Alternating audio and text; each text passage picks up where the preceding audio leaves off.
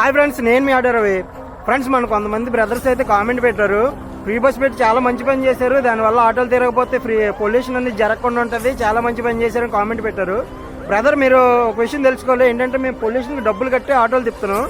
ఇంకో విషయం ఏంటంటే, నీకు అంతగా నేచర్ లవర్ అయితే కనుక నువ్వేం చేస్తావంటే, గవర్నమెంట్కి ఒక వినతి పత్రం రాయి. ఏంటంటే, అయ్యా గవర్నమెంట్ వారు, మీరు ఈ డీజిల్తో తిరిగే ఆటోల వల్ల పర్యావరణం అనేది నాశనం అయిపోతుంది, కాబట్టి ఈ డీజిల్తో తిరిగే ఆటోలన్నీ మీరు తీసుకుని బదిలీగా ఎలక్ట్రికల్ ఆటోలన్నీ వాళ్ళకి ఇప్పించాల్సిందిగా కోరుచున్నామని ఒక లేఖ రాసావంటే, అది జీవో పాస్ అయ్యి మాకు ఎలక్ట్రికల్ ఆటోలు వచ్చాయంటే నీ పేరు చెప్పుకుని మేము తిప్పుకుంటాం.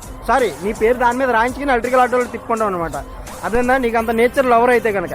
దానికంటే ముందు నువ్వు ఒక విషయం తెలుసుకో, మన భారతదేశం మొత్తంలో దాదాపు నాకు తెలిసి 90% డీజిల్ పెట్రోల్తో తిరిగే బళ్ళే తిరుగుతున్నాయి. వాటి వల్ల పర్యావరణం కూడా నాశనం అవుతుంది. కాబట్టి నువ్వేం చేస్తావంటే, వాటన్నిటిని మార్చేసి తర్వాత మాకు కూడా మార్చి, ఎలాగంటే ఎలక్ట్రికల్ ఆటోలో వస్తే ఎక్కడెక్కడ ఛార్జింగ్ ఉండేలా ఉండాలి, గ్యాస్తో తిరిగే బళ్ళు అయితే ఎక్కడెక్కడ గ్యాస్ ఫిల్లింగ్ స్టేషన్స్ ఉండేలా ఉండాలన్నమాట. అర్థమైందా?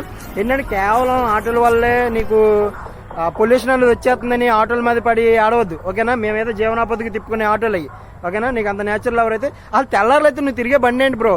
ఎందుకు వచ్చిన కామెంట్లు అవన్నీ? ఆటోలు అంటే మంచి పని చేశారంట. ఒకసారి మా పొజిషన్కి రా, తెలుస్తుంది మా మంచి పని చేశారు చెడ్డ పని చేశారు.